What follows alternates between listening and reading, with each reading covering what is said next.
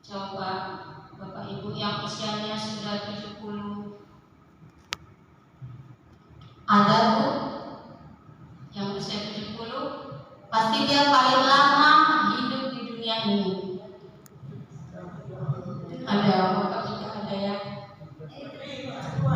72.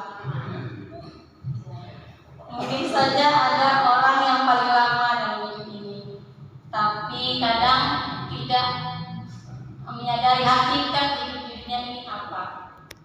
Nah, Allah Subhanahu wa taala berfirman dalam surah Al-Kahfi ayat 46, "Wadribu lahum masalal hayatid dunya kama'in anjalnahu minas sama'," yang artinya, berilah perumpamaan kepada mereka manusia, perumpamaan kehidupan dunia ini, ibarat air hujan yang kami turunkan dari langit.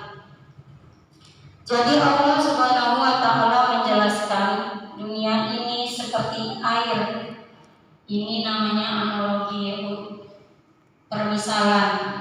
Dan di dalam Al-Qur'an itu banyak sekali permisalan-permisalan yang indah-indah kalau kita sering membacanya. Membaca dengan tilawahnya yang banyak kali perumpamaan. Bagi mereka yang sudah paham pasti akan memahaminya, dan yang tidak paham ya bisa aja nggak mudah-mudah hanya baca aja, nggak diperhatikan artinya. Kenapa Allah Subhanahu wa taala mengumpamakan dunia ini dengan air?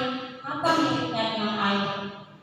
Orang-orang bijak sebagaimana dinukilkan oleh Imam Al-Qurtubi dalam tafsirnya menjelaskan, antara dunia dengan air miripnya ada 4. Yang pertama, air itu tidak berada pada suatu tempat saja. Kadang dari kamar mandi, selokan, kemudian ke kali, sungai, laut, kemudian terjadi penguapan ke langit, turun lagi melalui hujan. Begitu juga dengan hidup ini. Bu, kadang kita senang, kadang susah, ada yang senang terus ya Bu. Kalau kita mau senang terus, di sana tempatnya nanti di surga, Darussalam. Tidak ada orang hidup di dunia ini sehat terus. Ada yang sakit, yang tua mulai keriput, lupa ingatan, pendengarannya berkurang. Itu pasti akan kita hadapi dan kita alami. Pasti kita akan mengalami perubahan itu seperti air. Begitu juga dengan rezeki, kadang kita lancar, kadang macet, kadang seperti keran air itu kita harus siap mental untuk menghadapi jalan hidup ini. Ada sebagian orang kaya begitu diuji kemiskinan, frustasi, lalu dia paham dengan hakikat dunia ini, pasti akan tegar dan optimis. Kemiripan dunia ini dengan air artinya kedua, air itu mengalir, hilang dan habis. Dunia ini Bu akan habis, akan sirna.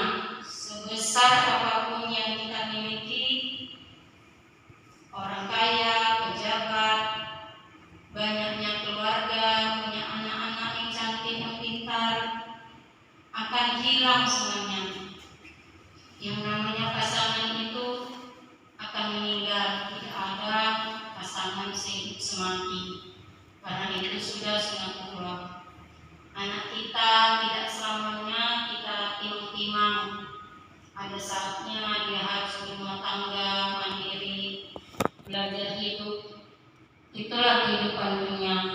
Semuanya akan sirna, termasuk jabatan yang kita miliki. Apa ada lurah yang seumur hidup dipilih Bu? Paling tidak 2 kali jabatan yang dia sudah. Kemudian masa yang ketiga mau mencalon lagi. Seharusnya sudah dibebaskan aja yang udah 2 kali ya Bu ya. Seperti Presiden kita yang mau ketiga kali. 3 kali boleh. Iya, 3 kali. Boleh. Boleh. Seharusnya diikhlaskan aja 2 kali. Ada yang tidak paham akan ini akan mengalami syndrome of failure, kaget, tidak bisa menerima. Biasanya dipanggil Pak Kades, sekarang dipanggil Uwa aja gitu kan kalau sudah dilepas jabatannya. Itu semua hanya dunia. Harta kita akan habis. Orang yang paham ini maka dia akan biasa-biasa saja. Ditinggal keluarganya wafat, memang dia sedih, tapi tidak akan larut. Kemudian bersamaan dunia ini dengan air yang ketiga, setiap orang yang kena air pasti basah. Nah, Allah Subhanahu wa Ta'ala menjelaskan macam-macam ujian itu dalam surah Al-Baqarah ayat 155. Bahasa di sini seperti air, kita di dunia ini mengalami ujian. Ya, Pak. Wala nabluwannakum bisyai'in minal khauf, dan kami pasti akan menguji kamu dengan sedikit ketakutan, macam-macam ujiannya. Sedikit kelaparan, wal ju'in, wa naqsim minal amwal, kekurangan harta jiwa, wal anfus, wassamarat, dan buah-buahan, kekurangan buah-buahan, wabassiris sabirin, dan sampaikanlah kabar gembira kepada orang-orang yang sabar. Nah, orang-orang yang sabar menjalani hidup ini pasti dia akan tegar. Kita pasti akan mengalami ujian. Mula-mula ada yang panennya banyak, tiba-tiba paginya dimakan burung. Makanya kita harus sabar, Bu. Rasulullah yang istri-istrinya itu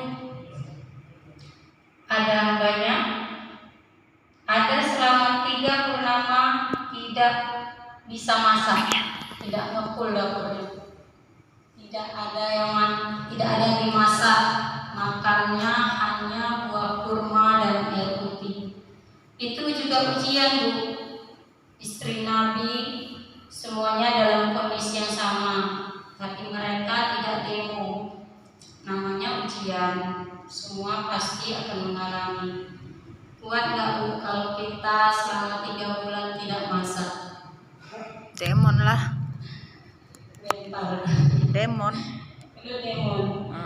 Ya, itulah ujian di dalam dunia ini. Kemudian yang keempat, air itu kalau kadarnya pas pasti bermanfaat. Kalau kebanyakan bisa berbahaya. Contohnya kalau kita minum segelas pasti bermanfaat. Minum sedikit-sedikit ya, Bu. Kalau 1 galon gimana minumnya? Melintingan perutnya ya. Begitu pula dengan dunia ini. Makanya Nabi Muhammad SAW mengajarkan pada kita supaya jangan rakus, tapi kebiasaan manusia banyak yang rakus.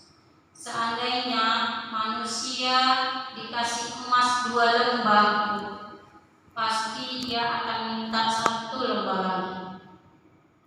Tidak pernah cukup manusia. Terus berhentinya kapan? Kalau sudah mati ya, Bu. Bahkan ada orang yang sudah sekarang saja sudah cengar-cengar masih memikirkan belanja ke minimarket. Itulah manusia. Perlukah dunia? Perlu untuk makan, rumah, kendaraan seperlunya. Ada sebagian orang gonta-ganti kendaraan, orangnya cuma 1, tapi segala merek kereta dia punya. Ada Scorpio, ada Vario, ada memberikan seluruh dunia. Ada orangnya satu. Ada orang yang dulunya infak untuk ke masjid ini, pasti yang dirasakan bahagia dia karena mendapatkan pahala. Buat apa kita hanya ingin pujian yang banyak harta, jadi orang kaya, tapi banyak kredit di mana-mana. Maka dunia itu seperti air, dia harus pas-pas saja. Mudah-mudahan setelah kita mempelajari hakikat dunia ini, kita bisa lebih bijak lagi di dalam menyikapi kehidupan ini. Assalamualaikum warahmatullahi wabarakatuh.